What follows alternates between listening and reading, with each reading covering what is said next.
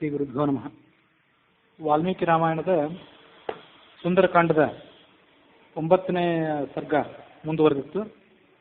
ಹನುಮಂತ ರಾವಣನ ಅರಮನೆಯನ್ನು ಪ್ರವೇಶ ಮಾಡಿ ಅಲ್ಲಿ ಸೀತೆಯನ್ನು ಅನ್ವೇಷಣೆ ಮಾಡಲಿಕ್ಕೆ ತೊಡಗಿದಾಗ ಅದರ ವೈಭವವನ್ನು ಕಂಡು ಬೆರಗಾದ ವರ್ಣನೆಯನ್ನು ನಾವು ಶ್ರವಣ ಮಾಡ್ತಾ ಇದ್ವಿ. ತಾಸಾಂ ಸಂವೃತದಂತಾನಿ ನೀಲಿತಾಕ್ಷಾಣಿ ಮಾರುತಿ ಅಪಶ್ಯತ್ ಪದ್ಮಗಂಧೀನಿ ವದನಾನಿ ಸುಯೋಷಿತಾಂ ಪ್ರಬುದ್ಧಾನೀವ ಪದ್ಮಾನಿ ತಾಸಾಂ ಭೂತ್ವಾ ಕ್ಷಪಾಕ್ಷಯೇ ಪುನಃ ಸಂವೃತ ಪತ್ರಾಣಿ ರಾತ್ರಾವಿವ ಬಭುಸ್ತದಾ ಇಮಾನಿ ಮುಖಪದ್ಮಾನಿ ನಿಯತಂ ಮತ್ತ ಷಟ್ಪದಾಃ ಅಂಬುಜಾನೀವ ಫುಲ್ಲಾನಿ ಪ್ರಾರ್ಥಯಂತಿ ಪುನಃ ಇತಿ ಚಾಮನ್ಯತ ಶ್ರೀಮಾನ್ ಉಪಪತ್ಯ ಮಹಾಕಪಿಃ ನೇನೇಹಿ ಗುಣತಸ್ಥಾನಿ ಸಮಾನಿ ಸಲಿಲೋದ್ಭವೈಃ ಸಾ ತಸ್ಯ ಶುಶುಭೇ ಶಾಲಾ ತಾಭಿಸ್ತ್ರೀಭಿರ್ವಿರಾಜಿತ ಶಾರದೀವ ಪ್ರಸನ್ನಾದ್ಯೌಃ ತಾಭಿಃ ಅಭಿಶೋಭಿತಾ ಸ ಚ ತಾಭಿಃ ಪರಿವೃತಃ ಶುಶುಭೇ ರಾಕ್ಷಸಾಧಿಪಃ ಯಥಾ ಹಿ ಉಡುಪತಿ ಶ್ರೀಮಾನ್ ತಾರಾಭಿರಭಿಸಂವೃತಃ ಯಾಶ್ಚವಂತೆ ಅಂಬರಾತ್ತಾರಾಃ ಪುಣ್ಯಶೇಷ ಸಮಾವೃತಾಃ ಇಮಾಸ್ತಾ ಸಂಗತಾಃ ಕೃತ್ಸ್ನಾಃ ಇತಿ ಮೇನೆ ಹರಿಸ್ತದಾ ತಾರಾಣಾಮಿವ ಸುವ್ಯಕ್ತಂ ಮಹತೀನಾಂ ಶುಭಾರ್ಚಿಷಂ ಪ್ರಭಾವರ್ಣ ಪ್ರಸಾದಾಶ್ಚ ವಿರೇಜುಸ್ತತ್ರ ಯೋಷಿತಾಂ ವ್ಯಾವೃತ್ತ ಗುರುಪೀನ ಸ್ರಕ್ ಪ್ರಕೀರ್ಣ ವರಭೂಷಣಾಃ ಪಾನ ವ್ಯಾಯಾಮ ಕಾಲೇಷು ನಿದ್ರಾಪಹೃತಚೇತಸಃ ವ್ಯಾವೃತ್ತ ತಿಲಕಾಃ ಕಾಶ್ಚಿತ್ ಉದ್ಭ್ರಾಂತ ನೂಪುರಾಃ ಪಾರ್ಶ್ವೇ ಗಲಿತಹಾರಾಶ್ಚ ಕಾಶ್ಚಿತ್ ಪರಮಯೋಷಿತಃ ಮುಕ್ತಾಹಾರ ವೃತಾಶ್ಚಾನ್ಯಾಃ ಕಾಶ್ಚಿದ್ ವಿಸ್ತ್ರಸ್ತವಾಸಸಃ ವ್ಯಾವಿದ್ಧ ರಶನಾದಾಮಾಃ ಕಿಶೋರ್ಯ ಇವ ವಾಹಿತಾಃ ಸುಕುಂಡಲಧರಾಶ್ಚಾನ್ಯಾಃ ವಿಚ್ಛನ್ನ ಮುದಿತಸ್ರಜಃ ಗಜೇಂದ್ರ ಮೃದಿತಾಃ ಫುಲ್ಲಾಃ ಲತಾಃ ಇವ ಮಹಾವನೆ ಚಂದ್ರಾಂಶು ಕಿರಣಾಭಾಶ್ಚ ಹಾರಾಃ ಕಾಥಾಂಚಿದುತ್ಕಟಾಃ ಹಂಸಾ ಇವ ವಧುಃಸುಪ್ತಾಃ ಸ್ತನಮಧ್ಯೇಷು ಯೋಷಿತಾಂ ಅಪರಾಸಾಂ ಚ ವೈಡೂರ್ಯಾಃ ಕಾದಂಬಾ ಇವ ಪಕ್ಷಿಣಃ ಹೇಮಸೂತ್ರಾಣಿ ಚಾನ್ಯಾನಾಂ ಚಕ್ರವಾಕ ಇವ ವಸನ್ ಹಂಸ ಕಾರಂಡವಾಕೀರ್ಣಾಃ ಚಕ್ರವಾಕ ಉಪಶೋಭಿತಾಃ ಆಪಗಾ ಇವ ತಾ ರೇಜುಃ ಜಘನೈಃ ಪುಲಿನೈರಿವ ಕಿಂಕಿಣೀ ಜಾಲ ಸಂಕೋಷಾಃ ತಾಃ ಹೇಮ ವಿಪುಲಾಂಬುಜಾಃ ಭಾವಗ್ರಹಾ ಯಶಸ್ತೀರಾಃ ಸುಪ್ತಾಃ ನದ್ಯ ಇವಾ ಬಭುಃ.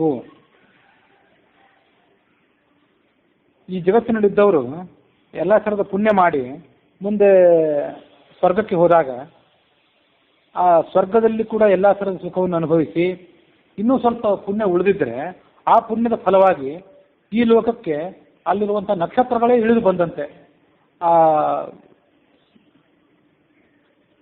ರಾವಣನ ಅಂತಃಪುರದಲ್ಲಿದ್ದ ಸ್ತ್ರೀಯರು ಕಾಣಿಸ್ತಾ ಇದ್ರು. ರಾತ್ರಿ ಬಹಳ ಕಾಲದ ತನಕ ಮಧುಪಾನ, ಸಂಗೀತ ಶ್ರವಣ ಇತ್ಯಾದಿಗಳನ್ನು ಮಾಡಿ ರಾವಣನನ್ನು ಸಂತೋಷಗೊಳಿಸಲಿಕ್ಕಾಗಿ ನರ್ತನದಲ್ಲಿ, ಗೀತದಲ್ಲಿ ಅವರು ಆಸಕ್ತರಾಗಿದ್ದರು. ಹಾಗಾಗಿ ಅವರ ತಲೆ ಕೂದಲೆಲ್ಲ ಅಸ್ತವ್ಯಸ್ತ ಆಗಿತ್ತು. ಹಚ್ಚಿಕೊಂಡಂಥ ತಿಲಕ ಮೊದಲಾದವುಗಳೆಲ್ಲ ಅಸ್ತವ್ಯಸ್ತ ಆಗಿತ್ತು. ಕೆಲವರ ಮುತ್ತಿನ ಹಾರಗಳೆಲ್ಲ ಕೆಳಗೆ ಬಿದ್ದು ಹೋಗಿದ್ದವು. ಕೆಲವರ ಕರ್ಣಕುಂಡಲಗಳು ಕೆಳಗೆ ಬಿದ್ದಿದ್ದವು. ಆನೆಯ ಕಾಲಿಗೆ ಸಿಕ್ಕ ಲತೆಗಳಂತೆ ಅವರು ಅಸ್ತವ್ಯಸ್ತರಾಗಿ ಮಲಗಿಕೊಂಡಿದ್ರು. ವೈಡೂರ್ಯದ ವಜ್ರದ ಮಣಿಮಾಲೆಗಳು ಸರೋವರದಲ್ಲಿರುವಂಥ ಹಂಸ ಪಕ್ಷಿಗಳಂತೆ, ಕದಂಬ ಪಕ್ಷಿಗಳಂತೆ ಕಾಣಿಸ್ತಾ ಇದ್ದವು. ಅವರು ಮಲ್ಕೊಂಡಿದ್ದವರನ್ನು ನೋಡಿದರೆ ರಾತ್ರಿ ಕಾಲದಲ್ಲಿ ಹರಿಯುವುದನ್ನು ಮರೆತು ಶಾಂತವಾಗಿರುವಂಥ ಮಹಾನದಿಯಂತೆ ಅವರು ಪ್ರತಿಯೊಬ್ಬರು ಕೂಡ ಕಾಣಿಸ್ತಾ ಇದ್ರು. ಮೃದುಷು ಅಂಗೇಶು ಕಾಸಾಂಚಿತ ಕುಶಾಗ್ರೇಶು ಚ ಸಂಸ್ಥಿತಾಃ ಬಭೂವೃಭ್ರಮರಾಣಿವ ಶುಭಾಃ ಭೂಷಣರಾಜಯಃ ಅಂಶುಕಾಂತಾಶ್ಚ ಕಾಂಸಾಚಿತ್ ಕಾಸಾಂಚಿನ್ ಮುಖಮಾರುತಕಂಪಿತಾಃ ಉಪರಿ ವಕ್ತ್ರಾಣಾಂ ಯಾಧೂಯಂತೆ ಪುನಃ ತಾಃ ಪತಾಕಾ ಇವೋದ್ಧೂತಾಃ ಪತ್ನೀನಾಂ ರುಚಿರಪ್ರಭಾಃ ನಾನಾವರ್ಣ ಸುವರ್ಣಾನಾಂ ವಕ್ತ್ರಮೂಲೇಷು ರೇಜಿರೆ ವವಲ್ಗುಶ್ಚ ಅತ್ರ ಕಾಸಾಂಚಿತ್ ಕುಂಡಲಾನಿ ಶುಭಾರ್ಚಿಷಾಂ ಮುಖ ಮಾರುತ ಸಂಸರ್ಗಾನ್ ಮಂದಂ ಮಂದಂ ಸುಯೋಷಿತಾಂ ಶರ್ಕರಾಸವಗಂಧೈಶ್ಚ ಪ್ರಕೃತ್ಯ ಸುರಭಿಃ ಸುಖಃ ತಾಸಾಂ ವದನ ನಿಶ್ವಾಸಃ विषयवे रावणं तदा रावणानन शङ्काश्च काश्चिद्रावणयोषितः मुखानि स्म सपत्नीनाम् उपाजिघ्रन् परस्परम् अत्यर्थं सक्तमनसः रावणेस्ता वरस्त्रियः अस्वतन्त्रा सपत्नीनां प्रियमेव आचरन् सदा बाहूनुपनिधायान्याः परिहार्य अभिभूषितान् अंशुकानि च रम्याणि प्रमदास्तत्र शिशिरे अन्याः वक्षसि चान्यस्याः तस्याः काश्चित् पुनर्भुजम् अपरा तु अङ्कम् अन्यस्याः तस्याश्चापि अपरा भुजौ उरुपार्श्वकटीपृष्ठमन्योन्यस्य समाश्रिताः परस्परनिविष्टाङ्ग्यः मदस्नेहवशानुगाः अन्योन्यभुजसूत्रेण त्रिमालाग्रथिताः त्रिसा मालेव ग्रथिता सूत्रे शुशुभे मत्तषट्पदा लतानां माधवे मासि फुल्लानां वायुसेवनात् अन्योन्यमालाग्रथितं संसक्तकुसुमोच्चयं व्यतिवेष्टित सुस्कन्धम् अन्योन्यभ्रमराकुलम् आसीद्वनमिवोद्धूतं स्त्रीवनं रावणस्य तत् उचितेष्वपि सुव्यक्तं नतासां योषितां तदा विवेकशक्य आधातुं भूषण अंग अंबरस्त्रजाम् ಈ ಸುಂದರಕಾಂಡದ ಶ್ರವಣ ಮತ್ತು ಪಾರಾಯಣ ಪ್ರಾರಂಭ ಮಾಡೋದಕ್ಕಿಂತ ಮೊದಲೇ ಅದರ ಫಲ ಏನಿದೆ ಅಂತ ಹೇಳಿದ್ದೆ. ಈ ಈ ಸದ್ಯ ನಾವು ಶ್ರವಣ ಮಾಡ್ತಿರೋ ಸರ್ಗ ಏನಿದೆ ಇದು ಆ ಅಂತಃಪುರದ ಸ್ತ್ರೀಯರ ವರ್ಣನೆ ಇತ್ಯಾದಿಗಳಿಂದ ಭೂಯಿಷ್ಠವಾಗಿದ್ರೂ ಇದು ಸ್ತ್ರೀ ಪುರುಷರಿಗೆ ಬ್ರಹ್ಮಚರ್ಯದ ಲೋಪದ ನಿಮಿತ್ತವಾಗಿ ಏನು ಪಾಪ ಬಂದಿರ್ತದೆ ಆ ಪಾಪ ಇದರ ಶ್ರವಣ ಇದರ ಪಾರಾಯಣದ ಮೂಲಕ ಪರಿಹಾರ ಆಗ್ತದೆ ಅಂತ ಅವಾಗ ನಾವು ಅದರ ಫಲಶ್ರುತಿಯಲ್ಲಿ ನೋಡಿದ್ವಿ. ಭಾಗವತದಲ್ಲೂ ಕೂಡ ಕೃಷ್ಣನ ರಾಸಲೀಲೆ ಇತ್ಯಾದಿಗಳ ವರ್ಣನೆ ಏನಿತ್ತು ಅದು ಕಾಮ ಅನ್ನುವಂಥ ಮನುಷ್ಯರ ಹೃದಯದಲ್ಲಿರೋ ರೋಗ ಇದೆಯಲ್ಲ ಈ ರೋಗಕ್ಕೊಂದು ದಿವ್ಯೌಷಧ ಅಂತ ಅದನ್ನಲ್ಲಿ ಶ್ರವಣ ಮಾಡಿದ್ವಿ. ಉಳಿದ ನಾಯಕ ನಾಯಕಿಯರ ಶೃಂಗಾರದ ವರ್ಣನೆ ಕೇಳಿದರೆ ಅದು ಮನಸ್ಸನ್ನು ಕೆರಳಿಸುವಂಥದ್ದು ಮತ್ತು ಕೇವಲ ಸಮಯದ ವ್ಯರ್ಥ ಕಾಲಕ್ಷೇಪ ಅಷ್ಟೇ, ವ್ಯರ್ಥ ಕ್ಷೇಪ ಅಷ್ಟೇ. ಆದರೆ ಕೃಷ್ಣನ ರಾಸಲೀಲೆ ಇತ್ಯಾದಿ ಏನಿದೆ ಅದು ಮನುಷ್ಯನ ವೈರಾಗ್ಯ ಜ್ಞಾನ ಭಕ್ತಿಗಳಿಗೆ ಅದು ಅಭಿವರ್ಧಕ ಅಂತ ಅಲ್ಲಿ ನಾವು ಭಾಗವತದಲ್ಲಿ ಶ್ರವಣ ಮಾಡಿದ್ವಿ. ಅದರಂತೆ ಇಲ್ಲಿ ಬರುವ ವರ್ಣನೆ ಏನಿದೆ ಇದು ಮನುಷ್ಯನಿಗೆ ಸಂಪೂರ್ಣವಾಗಿ ಅಷ್ಟಾಂಗ ಬ್ರಹ್ಮಚರ್ಯವನ್ನು ಪಾಲನೆ ಮಾಡಲಿಕ್ಕೆ ಆಗಿರೋದಿಲ್ಲ. ತನ್ನಿಮಿತ್ತವಾಗಿ ಏನು ಪಾಪ ಬಂದಿರ್ತದೆ ಆ ಪಾಪಕ್ಕೆ ಇದು ಪರಿಹಾರಕ ಅಂತ ಅದನ್ನು ಗಮನಿಸಬೇಕು.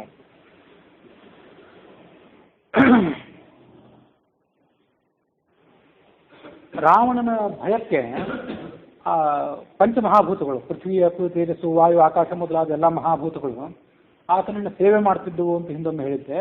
ವಾಯು ಕೂಡ ರಾವಣನ ಅಂತಃಪುರದಲ್ಲಿ ಯಾವಾಗಲೂ ಮಂದವಾಗಿ ಸುಗಂಧಭರಿತನಾಗಿ ಬೀಸ್ತಿದ್ದ, ರಾವಣನಿಗೆ ಅಧೀನನಾಗಿ. ಅದರಲ್ಲಿ ಈಗ ಅವರು ಹಿಂದಿನ ರಾತ್ರಿ ಮದ್ಯಪಾನ ಮಾಡಿದ್ರಿಂದ ಆ ಮದ್ಯದ ಸುಗಂಧವೂ ಕೂಡ ಆ ವಾಯುವಿನಲ್ಲಿ ಬೆರೆತುಕೊಂಡಿತ್ತು. ಅದು ರಾವಣೇಶ್ವರನಿಗೆ ತನ್ನ ಸೇವೆ ಸಲ್ಲಿಸ್ತಿತ್ತು ಅಂತ ವಾಲ್ಮೀಕಿ ಕವಿಗಳನ್ನು ವರ್ಣನೆ ಮಾಡ್ತಾರೆ. ಆ ಸ್ತ್ರೀಯರ ಅಕ್ಕಪಕ್ಕದಲ್ಲಿ ಮಲ್ಕೊಂಡಿದ್ರು ಕೂಡ ತಮ್ಮ ಪಕ್ಕದಲ್ಲಿ ಮಲ್ಕೊಂಡಿರುವವನು ರಾವಣನೇ ಅಂತ ಇವರು ಕೆಲವರು ಭ್ರಮಿಸಿದ್ರು. ಹೀಗೆ ಪರಸ್ಪರ ಅವರು ಭ್ರಮಿಸಿ ಮಲಗಿದ್ರು.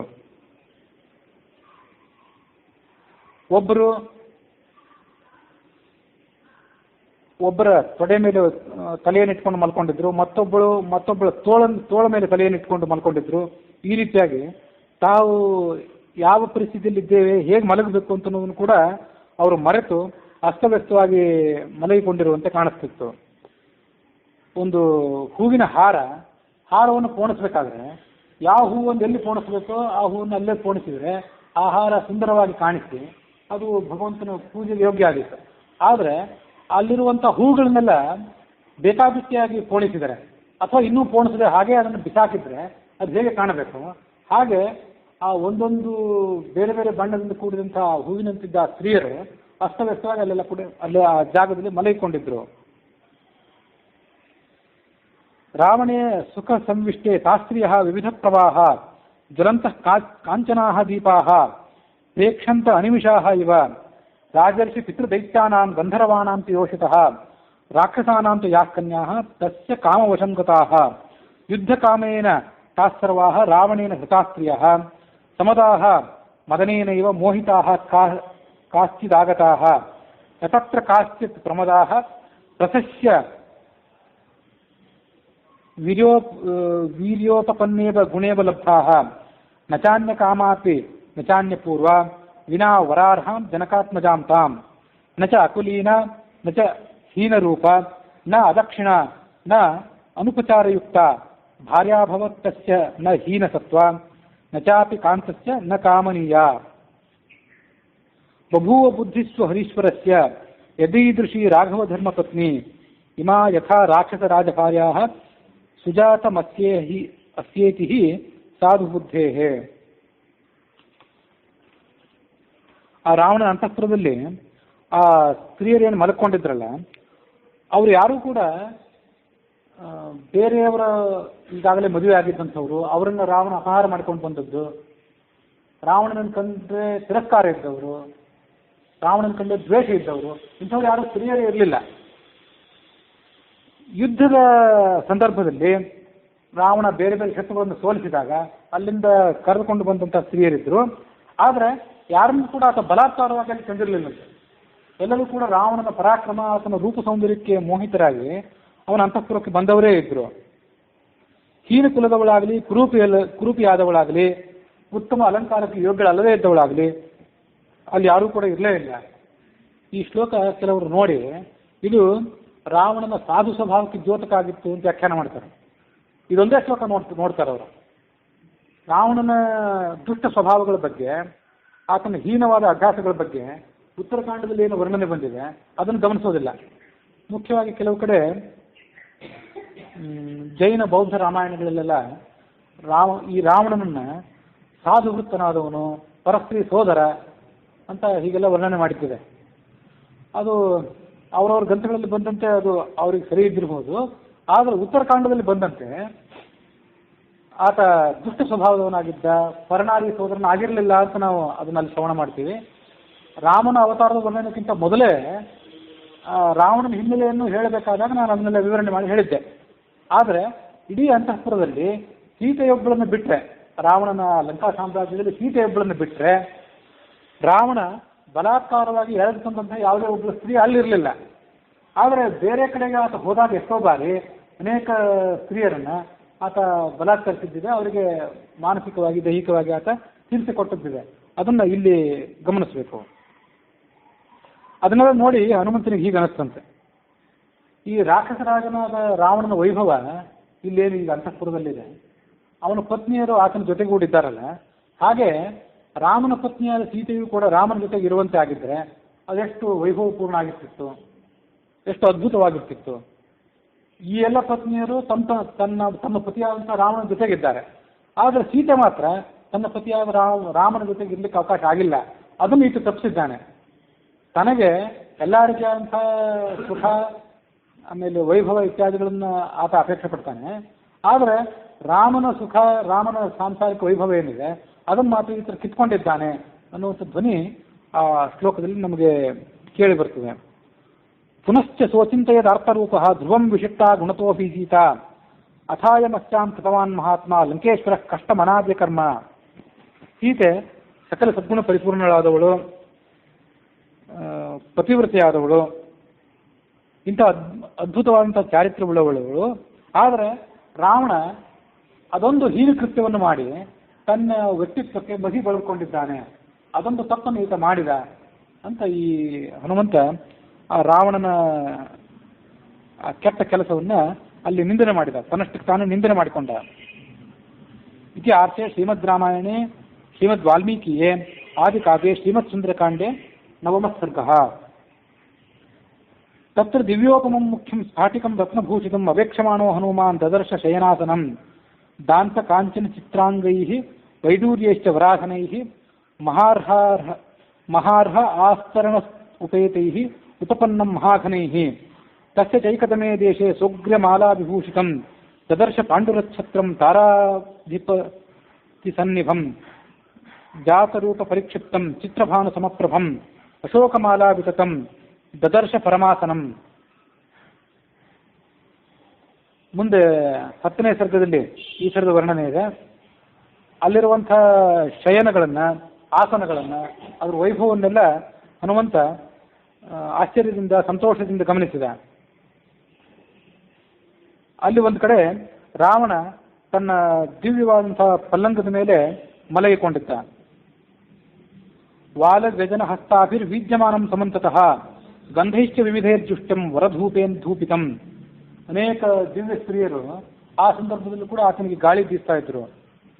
ಪರಮಾಸ್ತರಣಾಸ್ತೀರ್ಣ ಮಾವಿಕಾದಿನ ಸಂವೃತಂ ದಾಮಭಿರ್ ವರಮಾಲ್ಯಾನಾಂ ಸಮಂತಾದುಪಶೋಭಿತಂ ತಸ್ಮಿನ್ ಜೀಮೂತ ಸಂಕಾಶಂ ಪ್ರದೀಪ್ತ ಉತ್ತಮ ಕುಂಡಲಂ ಲೋಹಿತಾಕ್ಷಂ ಮಹಾಬಾಹುಂ ಮಹಾರಜತ ವಾಸಸಂ. ದೊಡ್ಡ ಕರಿಯ ಬಣ್ಣದ ಮೋಡದ ರಾಶಿಯಂತೆ ರಾವಣ ಕಾಣುತ್ತಿದ್ದ. ಮಹಾರಜತ ವಾಸಸಂ, ಶುದ್ಧವಾದಂತಹ ವಸ್ತ್ರವನ್ನು ಧರಿಸಿಕೊಂಡಿದ್ದ. ಲೋಹಿತಾಕ್ಷಂ, ಕೆಂಬಣ್ಣದ ಕಣ್ಣುಗಳು ಅವನಿಗೆ. ಲೋಹಿತೇನ ಅನುಡಿಪ್ತಾಂಕಂ ಚಂದನೇನ ಸುಗಂಧಿನ ಸಂಧ್ಯಾರಕ್ತಮಿವಾಕಾಶೆ ತೋಯನಂ ತದಿದ್ಘನಂ ವೃತ್ತಮಾಭರಣೈರ್ದಿವ್ಯೈಃ ಸ್ವರೂಪಂ ಕಾಮರೂಪಿಣಂ ಸುವೃಕ್ಷ ವನಗುಲ್ಮಾಢ್ಯಂ ಪ್ರಸುಪ್ತಮಿವ ಮಂದರಂ ಕ್ರೀಡಿತ್ವಾ ಉಪರತಂ ಪ್ರಾಪ್ತೋ ವರಾಭರಣಭೂಷಿತಂ ಪ್ರಿಯಂ ರಾಕ್ಷಸಾನಾಂ ಸುಖಾವಹಂ ಪೀತ್ವಾಪಿ ಉಪರತಂ ಚಾಪಿ ದದರ್ಶ ಸ ಮಹಾಕಪಿಃ ಭಾಸ್ವರೇ ಶಯನೇ ವೀರಂ ಪ್ರಸುಪ್ತಂ ರಾಕ್ಷಸಾಧಿಪಂ ನಿಶ್ವಸಂತಂ ಯಥಾ ನಾಗಂ ರಾವಣಂ ವಾನರೋಷಭಃ. ದೊಡ್ಡ ಹಾವು ತನ್ನ ಸ್ಥಳದಲ್ಲಿ ಮಲಗಿಕೊಂಡು ನಿಟ್ಟುಸಿರು ಬಿಡುವಂತೆ, ಮುಸುಗುಟ್ಟುವಂತೆ ರಾವಣ ಕಾಣುತ್ತಿದ್ದ.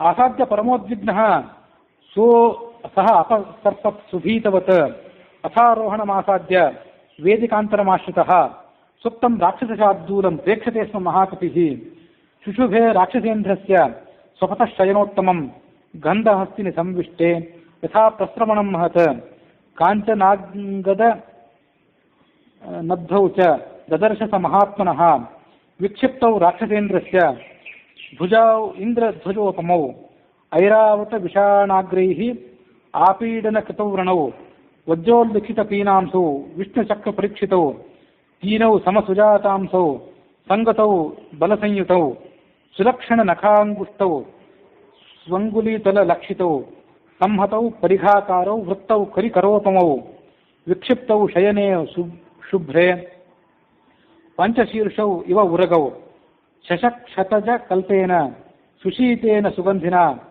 ಚಂದನೇನ ಪರಾರ್ಘ್ಯೇನ ಸ್ವನುಲುಪ್ತೌ ಸ್ವಲಂಕೃತೌ ಉತ್ತಮ ಸ್ತ್ರೀ ವಿಮೃದಿತೌ ಗಂಧೋತ್ತಮ ನಿಷೇವಿತೌ ಯಕ್ಷ ಪನ್ನಗ ಗಂಧರ್ವ ದೇವದಾನವರೂಪಿಣೌ ದೇವದಾನವರಾವಿಣೌ ದದರ್ಶಸ್ಯ ಕಪಿಸ್ತಸ್ಯ ಬಾಹೂ ಶಯನ ಸಂಸ್ಥಿತೌ ಮಂದಿರಸ್ಯ ಅಂತರೇ ಸುಪ್ತೌ ಮಹಾಹೀರೂಷಿತಾವಿವ ತಾಭ್ಯಾಂ ಸ ಪರಿಪೂರ್ಣಾಭ್ಯಾಂ ಭುಜಾಭ್ಯಾಂ ರಾಕ್ಷಸೇಶ್ವರಃ ಶುಶುಭೆ ಅಚಲ ಸಂಕಾಶಃ ಶೃಂಗಾಭ್ಯಾಮಿವ ಮಂದರಃ.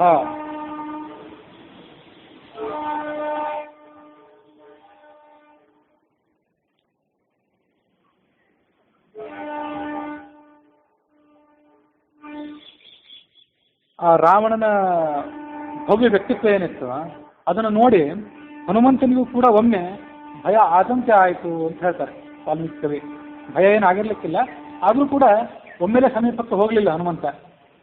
ಸ್ವಲ್ಪ ಚಕಿತನಾದವನಂತೆ ಹಿಂದೆ ಸರದ, ಮುಂದೆ ಹೊರಟವನು ಹಿಂದೆ ಸರಿದು ಅವನ ಪರ್ಯಂಕ ಏನಿತ್ತು ಮಂಚದ ಸಮೀಪದಲ್ಲೇ ಇದ್ದಂಥ ಮತ್ತೊಂದು ಜಗುಲಿ, ಆ ಜಗುಲಿಯ ಮೇಲೇರಿ ಕುತ್ಕೊಂಡು ಆ ರಾಕ್ಷಸನ ವೈಭವವನ್ನು ಅಲ್ಲಿಂದಲೇ ನೋಡ್ತಾ ಇದ್ದ. ಆ ರಾವಣನ ಭುಜಗಳು ಹೇಗಿದ್ದು ಅಂತಂದ್ರೆ ಒಂದು 4-5 ಶ್ಲೋಕಗಳಲ್ಲಿ ಕವಿಗಳು ಅದನ್ನೇ ವರ್ಣನೆ ಮಾಡ್ತಾರೆ. ಇಂದ್ರನ ಜೊತೆಗೆ ಆತ ಯುದ್ಧ ಮಾಡಿದಾಗ ಆ ಇಂದ್ರನ ವಾಹನವಾದಂತಹ ಐರಾವತ ತನ್ನ ದಂತಗಳಿಂದ ರಾವಣನನ್ನು ಹಲವಾರು ಬಾರಿ ತಿವಿದ್ರೆ ಅಲ್ಪ ಸ್ವಲ್ಪ ತರಚುಕಾಯ ಆಗಿದ್ದಿರ್ಬೇಕು ಆತನಿಗೆ ಹೊರತು ಅದಕ್ಕಿಂತ ಹೆಚ್ಚಿನ ಸಂಕಟ ಏನಾಗಿರಲಿಲ್ಲ ಈ ರಾವಣನಿಗೆ. ಅದಷ್ಟೇ ಅಲ್ಲ, ಇಂದ್ರನ ವಜ್ರಾಯುಧ ಮತ್ತು ಐರಾವತದ ದಂತ ಅದರಿಂದಲೂ ಕೂಡ ಆತನಿಗೆ ಏನಾಗಿರಲಿಲ್ಲ. ಸ್ವಯಂ ಪರಮಾತ್ಮನ ಚಕ್ರದಿಂದಲೂ ಕೂಡ ಆ ರಾವಣನ ಬಾಹುಗಳು ಘಾಸಿಗೊಳಗಾಗಿರಲಿಲ್ಲ.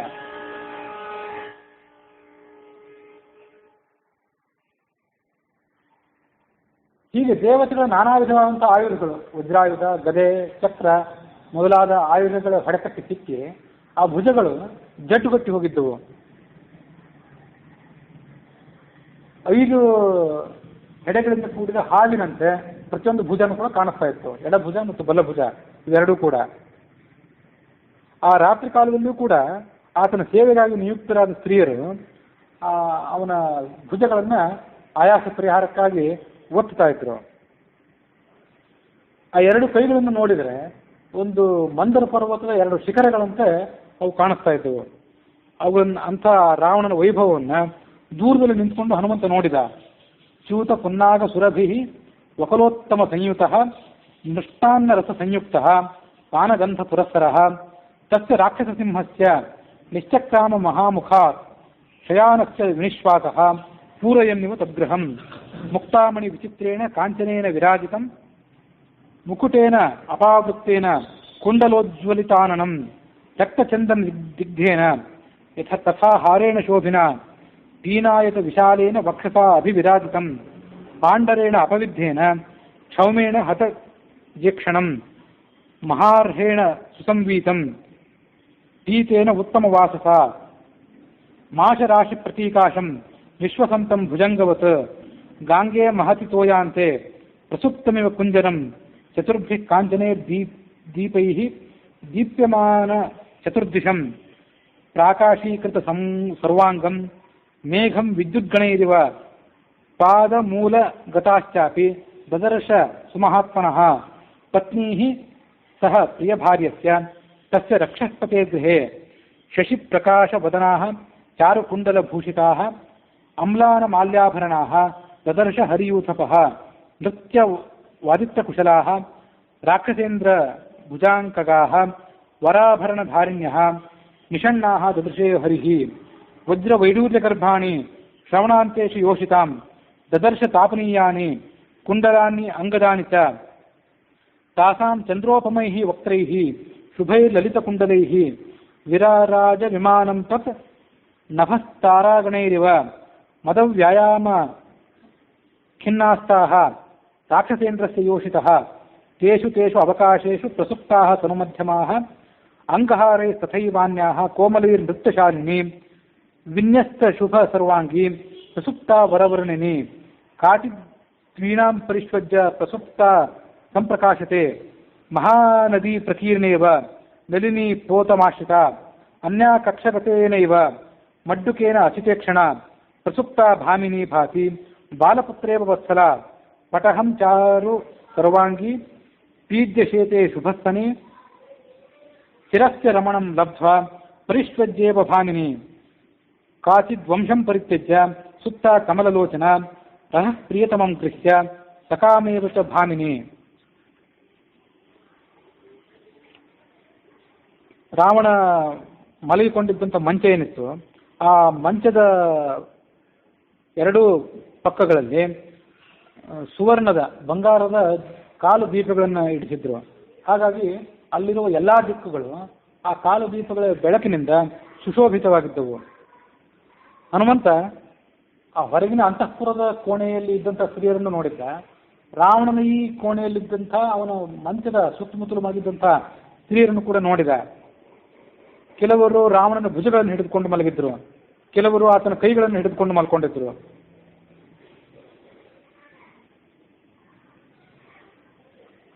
ಒಬ್ಬಳು ಸ್ತ್ರೀ ತಾನು ರಾತ್ರಿ ಏನು ನರ್ತನ ಮಾಡಿದ್ಲು, ಅದೇ ನರ್ತನದ ಭಂಗಿಯಲ್ಲಿ ಆಕೆ ಮಲಗಿಕೊಂಡಂತೆ ಕಾಣಿಸ್ತಾ ಇದ್ಲು. ಮದ್ದುಕ ಅಂತ ಒಂದು ವಾದ್ಯ, ಆ ವಾದ್ಯವನ್ನು ಆಕೆ ರಾತ್ರಿ ಕಾಲದಲ್ಲಿ ನುಡಿಸ್ತಾ ಇದ್ಲು ಇನ್ನೊಬ್ಬ ಆಕೆ. ಅದನ್ನ ತನ್ನ ಕಂಕುಳಿನಲ್ಲಿ ಇಟ್ಕೊಂಡು ಹಾಗೆ ಮಲ್ಕೊಂಡ್ಬಿಟ್ಟಿದ್ಲು. ಹಾಗೆ ವಾದ್ಯ ನುಡಿಸ್ತಿದ್ದಾಗ ಯಾವಾಗ ಆಕೆಗೆ ನಿದ್ರೆ ಬಂದಿತ್ತು ಅಂತ ಗೊತ್ತಿಲ್ಲ, ಹಾಗೆ ಮಲಗಿಬಿಟ್ಟಿದ್ಲು. ಇನ್ನೊಂದು ವಾದ್ಯವನ್ನ ನುಡಿಸ್ತಾ ಇದ್ಲು ಮತ್ತೊಬ್ಬಳು. ಅವಳು ತನ್ನ ಮಗುವನ್ನ ಒಬ್ಬಳು ತಾಯಿ ತಬ್ಬಿಕೊಂಡು ಮಲಗುವಂತೆ ಆ ವಾದ್ಯವನ್ನ ಹಿಡಿದುಕೊಂಡು ಮಲಗಿದ್ಲು.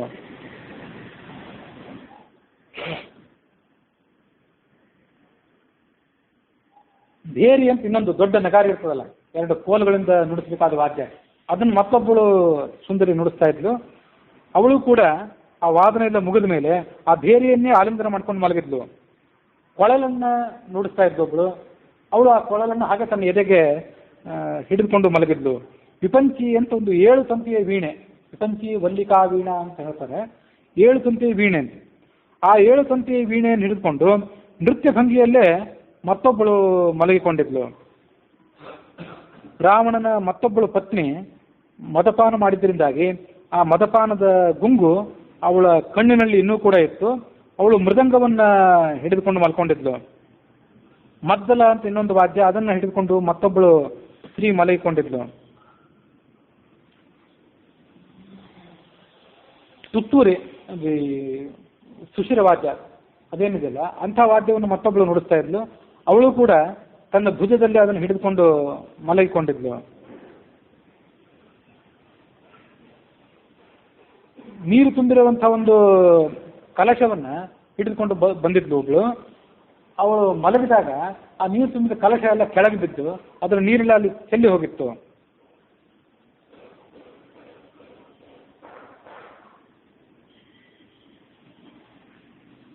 ವಿಪಂಚೀಂ ಪರಿಕೃಷ್ಯ ಅನ್ಯ ನಿಯತಾ ನೃತ್ತಶಾಲಿನಿ ನಿದ್ರಾವಶ ಮನುಪ್ರಾಪ್ತ ಮಹಾಕಾಂತೇವ ಭಾಮಿನಿ ಅನ್ಯ ಕನಕ ಸಂಕಾಶೈ ಮೃದುಪೀನೈರ್ಮನೋರಮೈ ಮೃದಂಗಂ ಪರಿಪೀಡ್ಯ ಅಂಗೈ ಪ್ರಸುಪ್ತ ಮತ್ತಲೋಚನ ಭುಜ ಪಾರ್ಶ್ವಾಂತರಸ್ಥೇನ ಕಕ್ಷಗೇನ ಕೃಶೋದರಿ ಪಣವೇನ ಸಹಾನಿಂದ್ಯ ಸುಪ್ತ ಮದಕೃತಶ್ರಮ ಡಿಂಡಿಮಂ ಪರಿಗೃಹ್ಯ ಅನ್ಯ ತಥೈವ ಆಸಕ್ತ ಡಿಂಡಿಮ ಪ್ರಸುಪ್ತ ತರುಣಂ ವತ್ಸಂ ಉಪಗೃಹ್ಯೇವ ಭಾಮಿನಿ ಕಾಚಿದಾಡಂಬರಂ ನಾರಿ ಭುಜ ಸಂಯೋಗ ಪೀಡಿತಂ ಕೃತ್ವಾ ಕಮಲಪತ್ರಾಕ್ಷಿ ಪ್ರಸುಪ್ತ ಮದ ಮೋಹಿತ ಕಲಶೀ ಮಪವಿಘ್ನಾನ್ಯ ಪ್ರಸುಪ್ತ ಭಾತಿ ಭಾಮಿನಿ ವಸಂತೆ ಪುಷ್ಪಶಬಲ ಮಾಲೇವ ಪರಿಮಾರ್ಜಿತ ಪಾಣಿಭ್ಯಾಂ ಚ ಕುಚೌ ಕಾಚಿತ್ ಸುವರ್ಣ ಕಲಶೋಪಮೌ ಉಪಗೃಹ್ಯ ಅಬಲಾ ಸುಪ್ತ ನಿದ್ರಾ ಬಲ ವಿರಾಜಿತ ಅನ್ಯ ಕಮಲ ಪತ್ರಾಕ್ಷಿ ಪೂರ್ಣೇಂದು ಸದೃಶಾನನ ಅನ್ಯಾಂ ಆಲಿಂಗ್ಯ ಶುಶ್ರೋಣೀಂ ಪ್ರಸುಪ್ತ ಮದವಿಸ್ಫಲ ಅತೋದ್ಯಾನಿ ವಿಚಿತ್ರಾಣಿ ಪರಿಷ್ವಜ್ಯ ವರಸ್ತ್ರಿಯಃ ನಿಪೀಡ್ಯ ಚ ಕುಚೈಃ ಸುಪ್ತಾಃ ಕಾಮಿನ್ಯಃ ಕಾಮುಕಾನಿವ ತಾಸಾಂ ಏಕಾಂತ ವಿನ್ಯಸ್ಯೆ ಶಯಾನಾಂ ಶಯನೇ ಶುಭೆ ದದರ್ಶ ರೂಪ ಸಂಪನ್ನಾಂ ಅಪರಾಂ ಸಹ ಕಪಿಃ ಸ್ತ್ರಿಯಂ ಮುಕ್ತಾಮಣಿ ಸಮಾಯುಕ್ತೈಃ ಭೂಷಣೈಃ ಸುವಿಭೂಷಿತಾಂ ಭೂಷಯಂತೀವ ತತ್ ಸ್ವಶ್ರಿಯ ಭುವನೋತ್ತಮಂ ಗೌರೀಂ ಕನಕವರ್ಣಾಂಗೀಂ ಇಷ್ಟಾಮಂತಃಪುರೇಶ್ವರೀಂ ಕಪಿರ್ಮಂದೋದರೀಂ ತತ್ರ ಶಯಾನಾಂ ಚಾರುರೂಪಿಣೀಂ ತತಾಂ ದೃಷ್ಟ್ವಾ ಮಹಾಬಾಹುಃ ಭೂಷಿತಾಂ ಮಾರುತಾತ್ಮಜಃ ತರ್ಕಯಾಮಾಸ ಸೀತೇತಿ ರೂಪಯೌವನ ಸಂಪದಾ ಹರ್ಷೇಣ ಮಹತಾಯುಕ್ತಃ ನನಂದ ಹರಿಯೂತಪಃ ಆಸ್ಫೋಟಯಾಮಾಸ ಚುಚುಂಬಪುಚ್ಛಂ ಚಿಕ್ರೀಡ ನನಂದ ಚಿಕ್ರೀಡ ಜಗೌ ಜಗಾಮ ಸ್ತಂಭಾ ನರೋಹನ್ ನಿಪಪಾತ ಭೂಮೌ ನಿದರ್ಶಯನ್ ಸ್ವಾಂ ಪ್ರಕೃತಿಂ ಕಪೀನಾಂ. ಹೀಗೆ ಆ ನಾನಾ ಥರದ ಸ್ತ್ರೀಯರು ಅಲ್ಲಿ ಮಲ್ಕೊಂಡಿದ್ರಲ್ಲ, ಅವರಲ್ಲಿ ಆ ಎಲ್ಲ ಸ್ತ್ರೀಯರಲ್ಲೂ ಅತ್ಯಂತ ಸುಂದರವಾದ ಒಬ್ಬಳು ಮಲಗಿಕೊಂಡಿದ್ಲು. ಅವಳು ಅಂತಃಪುರೇಶ್ವರಿ, ರಾವಣನ ಹೃದಯೇಶ್ವರಿನೂ ಹೌದು, ಆ ಅಂತಃಪುರಕ್ಕೆ ಅವಳು ಒಡತಿಯೂ ಹೌದು. ಅಂಥವಳು ತನ್ನ ಶಾರೀರಿಕ ಕಾಂತಿಯಿಂದ ಆ ಅಂತಃಪುರವನ್ನು ಬೆಳೆದುತ್ತಾ ಅಲ್ಲಿ ಮಲಗಿಕೊಂಡಿದ್ಲು. ಅವಳನ್ನ ಹನುಮಂತ ನೋಡಿದ. ಅವಳು ಯಾರು ಅಂದರೆ ಮಂಡೋದರಿ. ಅವಳೇ ಸೀತೆ ಇದ್ದಿರಬೇಕು ಅಂತ ಆತನಿಗೆ ಒಂದು ಕ್ಷಣ ಬಹಳ ಸಂತೋಷ ಆಯಿತು. ಅವನೇನು ಮಾಡಿದ ಅಂತಂದರೆ, ಸೀತೆ ನನ್ನ ಕಣ್ಣಿಗೆ ಸಿಕ್ಕಿದ್ರು, ನಾನು ಆಕೆಯನ್ನು ಕಂಡು ಹಿಡಿದೆ ಅಂತ ಈ ಸಂತೋಷದಲ್ಲಿ ತನ್ನ ಕಪಿ ಸ್ವಭಾವವನ್ನು ಪ್ರದರ್ಶನ ಮಾಡಿದ. ತನ್ನ ಎರಡೂ ಭುಜಗಳನ್ನು ಜಟ್ಟಿ ತಟ್ಕೋತಾನಲ್ಲ, ಹಾಗೆ ಎರಡೂ ಭುಜಗಳನ್ನು ತಟ್ಟಿಕೊಂಡ. ಆಸ್ಫೋಟಯಾಮಾಸ ಚುಚುಂಬ ಪುಚ್ಛಂ, ತನ್ನ ಬಾಲವನ್ನು ಕೈಯಲ್ಲಿ ತೆಗೆದುಕೊಂಡು ಆ ಬಾಲಕ್ಕೆ ಮುತ್ತಿಟ್ಟ. ಆಮೇಲೆ ನನಂದ ಬಹಳ ಸಂತೋಷಪಟ್ಟ. ಚಿಕ್ರೀಡ, ಆ ಕಡೆ ಈ ಕಡೆ ಜಿಗಿದಾಡಿದ. ಜಗವು ಹೀಗೆ ಹೋದ, ಹಾಗೆ ಬಂದ, ಹಾಡಿದ, ಕುಣಿದ, ಅತ್ಯಂತ ತಿರುಗಾಡಿದ. ಅಲ್ಲೇ ದೊಡ್ಡ ಕಂಬವನ್ನು ಏರಿದ ಕ್ಷಣದಲ್ಲೇ ಮತ್ತೆ ಕೆಳಗೆ ಜಿಗಿದ. ಹೀಗೆ ನಾನಾ ಥರದ ಕಪಿಚೇಷ್ಟೆಗಳಿಂದ ತನಗಾಗಿರುವಂತಹ ಆನಂದವನ್ನು ಆತ ವ್ಯಕ್ತ ಮಾಡಿದ. ಅಲ್ಲಿಗೆ ವಾಲ್ಮೀಕಿ ರಾಮಾಯಣದ 10ನೆಯ ಸರ್ಗ ಮುಕ್ತಾಯ ಆಗಿದೆ. ಆನಂದ ರಾಮಾಯಣಕ್ಕನುಸಾರವಾಗಿ ಅಲ್ಲಿ ಆ ಸ್ತ್ರೀಯನ್ನ ಅವನೇನು ನೋಡಿದ, ದೃಷ್ಟ ಮಂದೋದರಿ ಅಂತತ್ರ ಸೀತೆಯ ಮಿತಿ ಶಂಕಿತ, ಇವಳೇ ಸೀತೆ ಅಂತ ಅವನಿಗೆ ಅನಿಸ್ತು. ಲಕ್ಷ್ಮಣೋಕ್ತಾನಿ ಚಿಹ್ನಾನಿ ಪಶ್ಯಂ ಸತ್ಯಾಹ ದರ್ಶನ. ಲಕ್ಷ್ಮಣ ಹನುಮಂತರನ್ನ ಕೊಟ್ಟು ಕಳಿಸುವಾಗ, ರಾಮಲಕ್ಷ್ಮಣರಿಬ್ಬರು ಹನುಮಂತರನ್ನ ದಕ್ಷಿಣ ದಿಕ್ಕಿಗೆ ಕೊಟ್ಟು ಕಳಿಸುವಾಗ ಸೀತೆ ಹೇಗಿದ್ದಾಳೆ ಅನ್ನೋದಕ್ಕೆ ಕೆಲವು ಲಕ್ಷಣಗಳನ್ನು ಹನುಮಂತ ಹೇಳಿದ್ದ. ಆದರೆ ಆ ಲಕ್ಷಣಗಳು ಅಲ್ಲಿ ಆತನಿಗೆ ಕಾಣಲಿಲ್ಲಂತೆ. ತಥಾಪಿ ಸೀತಾ ಸದೃಶೀಂ ದೃಷ್ಟ ವ್ಯಗ್ರಮನಾಸ್ತಭೂತ್. ಆದರೂ ಅವಳಲ್ಲಿ ಸೀತೆ ಹೋಲಿಕೆ ಆತನಿಗೆ ಕಂಡಿತು, ವ್ಯಗ್ರನಾಗಿಬಿಟ್ಟಾನು. ಅಂದ್ರೆ ಸ್ವಲ್ಪ ಅವನಿಗೆ ಸಂಕಟನೂ ಆಯಿತು. ಇದನ್ನು ಈ ಸೀತೆ ರಾವಣನ ಅಂತಃಪುರದಲ್ಲಿ ಹೇಗೆ ಬಂದ್ಲು ಅಂತ ಹೀಗೊಂದು ಅವನಿಗೆ ವಿಚಿತ್ರವಾದ ಸಂಕಟವೂ ಕೂಡ ಆಯಿತು. ಆಗ ಪಾರ್ವತಿ ಕೇಳಿದ್ಲು, ಶಿವ ಪಾರ್ವತಿಯವ್ರ ನಡುವೆ ಸಂವಾದ ನಡೆಯುತ್ತಲ್ಲ, ಪಾರ್ವತಿ ಅವಾಗ ಆ ಶಿವನನ್ನು ಕೇಳಿದ್ಲು, ಕಥಂ ಮಂದೋದರಿ ಸೀತಾ ಸದೃಶಿ ರಾಕ್ಷಸೀರಿತಾ ಸೀತಾ ಅಂಶ ಅಂಶಾಂಶದಾ ಸರ್ವಾ ಸ್ತ್ರೀಯಶ್ಚೇತಿ ಶ್ರುತಮ್ಮಯ. ಸೀತೆಗೂ ಮತ್ತು ಮಂಡೋದರಿಗೂ ಹಾಗೆ ಹೋಲಿಕೆ ಹೇಗೆ ಬಂದಿತ್ತು ಅದನ್ನ ನೀನು ನನಗೆ ವರ್ಣನೆ ಮಾಡುವಂತ ಆ ಪಾರ್ವತಿ ಶಿವನನ್ನ ಪ್ರಶ್ನೆ ಮಾಡಿದ್ಲು. ಏಕೆಂದ್ರೆ ಸೀತಾ ಅಂಶಜಾಹ ಸರ್ವಾಹ, ಈ ಜಗತ್ತಿನಲ್ಲಿರುವಂಥ ಎಲ್ಲ ಸ್ತ್ರೀಯರು ಸೀತೆಯ ಒಂದು ಯಾವುದೋ ಕೋಟಿ ಭಾಗದ ಅಂಶದಿಂದ ಹುಟ್ಟಿದವರು. ಹಾಗಿದ್ದಾಗ ಮಂಡೋದರಿಯೂ ಕೂಡ ಸೀತೆಯ ಯಾವುದೋ ಒಂದು ಅಂಶದಲ್ಲಿ, ಸೀತೆಯ ಕೋಟಿ ಅಥವಾ 10 ಕೋಟಿಗಳಲ್ಲಿ ಒಂದು ಅಂಶದಿಂದ ಈ ಮಂಡೋದರಿಯೂ ಕೂಡ ಹುಟ್ಟಿದವಳು. ಎಲ್ಲ ಸ್ತ್ರೀಯರಲ್ಲಿ ಸೀತೆಯ ಅಂಶ, ಎಲ್ಲ ಪುರುಷರಲ್ಲಿ ರಾಮನ ಅಂಶ, ಅಥವಾ ಎಲ್ಲ ಸ್ತ್ರೀಯರಲ್ಲಿ ಪಾರ್ವತಿ ಅಂಶ, ಎಲ್ಲ ಪುರುಷರಲ್ಲಿ ಪರಮೇಶ್ವರನ ಅಂಶ, ಹೀಗಿರಬೇಕಾದದ್ದು. ಹಾಗಿರುವಾಗ ಮಂಡೋದರಿಯಲ್ಲಿ ಯಾವುದೋ ಒಂದು ಸಣ್ಣ ಹೋಲಿಕೆ ಕಾಣಬಹುದು ಸೀತೆಯದ್ದು. ಪೂರ್ಣ ಸೀತೆಯ ಹೋಲಿಕೆ ಮಂಡೋದರಿಯಲ್ಲಿ ಹೇಗೆ ಕಾಣಿತು ಅದನ್ನು ನೀವು ವರ್ಣನೆ ಮಾಡಿ ಅಂತ ಪಾರ್ವತಿ ಪರಮೇಶ್ವರನನ್ನು ಪ್ರಶ್ನೆ ಮಾಡಿದ್ಲು. ಅವಳು ಹಾಗೆ ಪ್ರಶ್ನೆ ಮಾಡಿದಾಗ ಶಿವ ಏನು ಹೇಳಿದ ಅಂತನ್ನೋದನ್ನ ನಾಳೆ ದಿವಸ ನಾವು ಶ್ರವಣ ಮಾಡಬೇಕು. ಈ ವಿಶ್ವನಂದನ ಶ್ರೀಪಾದರು ರಚನೆ ಮಾಡಿದ ಬಾಲರಾಮಾಯಣದಲ್ಲಿ ಹನುಮಂತ ಸೀತೆಯನ್ನು ನೋಡಿ, ಮಂಡೋದರಿಯನ್ನು ನೋಡಿ ಸೀತೆ ಸಿಕ್ಕಳು ಅಂತ ಭಾವಿಸಿದ. ಆದರೂ ರಾವಣನ ಮಗ್ಗಲಲ್ಲಿ ಸೀತೆ ಇರ್ಲಿಕ್ಕೆ ಸಾಧ್ಯ ಇಲ್ಲ, ಹಾಗೆ ಮಲಗಲಿಕ್ಕೆ ಸಾಧ್ಯ ಇಲ್ಲ ಅಂತ ಅದಕ್ಕೆ ಗೊತ್ತಿತ್ತು. ಆ ಸೀತೆಯ ಲಕ್ಷಣವನ್ನ, ಮಂಡೋದರಿಯ ಲಕ್ಷಣವನ್ನ ಆತ ಪರಿಶೀಲನೆ ಮಾಡಿ ನೋಡಿದ. ಮಂಡೋದರಿಯ ಕಾಲಿನಲ್ಲಿ ಕಾಗೆಯ ರೇಖೆ ಇತ್ತು, ಸೀತೆಯ ಕಾಲಿನಲ್ಲಿ ಪದ್ಮದ ರೇಖೆ ಇರಬೇಕು. ಅವಳು ಪದ್ಮಿನಿ ಜಾತಿಯ ಸ್ತ್ರೀ ಆದ್ರಿಂದ, ಉತ್ತಮ ಜಾತಿ ಸ್ತ್ರೀ ಆದ್ರಿಂದ ಪದ್ಮರೇಖೆ ಇರಬೇಕು. ಇವಳ ಕಾಲಿನಲ್ಲಿ ಕಾಕರೇಖೆ ಇತ್ತು. ಹಾಗಾಗಿ ಇವಳು ಸೀತೆ ಅಲ್ಲ ಅಂತ ಅವನಿಗೆ ಅನಿಸ್ತು. ಸೀತೆ ಅಲ್ಲ ಅಂತ ಅವನಿಗೆ ನಿಶ್ಚಿತ ಆಯಿತು. ಆದರೂ ಒಂದು ಕ್ಷಣದಲ್ಲಿ ನಾನು ಇವಳನ್ನು ಸೀತೆ ಅಂತ ತಿಳ್ಕೊಂಡ್ಬಿಟ್ನಲ್ಲ ಅಂತ ಆ ಮಾತಿಗೆ ಆತ ಪಶ್ಚಾತ್ತಾಪ ಕೊಡಬೇಕಾಯ್ತು. ಅದಕ್ಕೆ ಆತ ಏನು ಮಾಡಿದಂದ್ರೆ 6 ಕೋಟಿ ಗೋವುಗಳನ್ನು ನಾನು ದಾನ ಮಾಡ್ತೀನಿ ಆಮೇಲೆ ಮುಂದೆ, ಈಗ ಆಗಲಿಕ್ಕಿಲ್ಲ, ಇಲ್ಲಿಂದ ಹೋದ್ಮೇಲೆ, ರಾಮನ ಬಳಿಗೆ ಹೋದ್ಮೇಲೆ ಈ ಒಂದು ಆಲೋಚನೆ ನನ್ನ ಮನಸ್ಸಿಗೆ ಮೂಡಿತು. ಇದರ ಪಾಪದ ಪರಿಹಾರಕ್ಕಾಗಿ ನಾನು 6 ಕೋಟಿ ಗೋದಾನ ಮಾಡ್ತೀನಿ ಅಂತ ಈಗ ಸಂಕಲ್ಪ ಮಾಡಿದ ಅಂತ ಅವರು ಅದನ್ನ ವರ್ಣನೆ ಮಾಡ್ತಾರೆ. ಅದೆಲ್ಲರೂ ಮತ್ತೆ ಅಧ್ಯಾತ್ಮ ರಾಮಾಯಣ, ತತ್ವಸಂಗ್ರಹ ರಾಮಾಯಣ ಹೀಗೆ ಬಂದಿರಬೇಕು. ಅಥವಾ ವಾದಿರಾಜರದ ಯಾವುದೊಂದು ಸುಳಾದಿಯಲ್ಲಿ ಕೂಡ ಹಾಗೆ ಬಂದಿತ್ತು ಅಂತ ಅವರೇನೋ ಈಗ ಅದನ್ನು ಹೇಳ್ತಾರೆ. ಅಂತೂ ಮಂಡೋದರಿಯಲ್ಲಿ ಸೀತೆ ಹೋಲಿಕೆ ಅವನಿಗೆ ಕಂಡಿತ್ತು.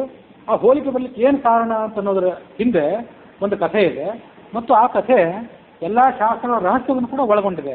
ಅದೇನು ಅನ್ನೋದನ್ನು ನಾವು ನಾಳೆ ದಿವಸ ಶ್ರವಣ ಮಾಡಬೇಕು.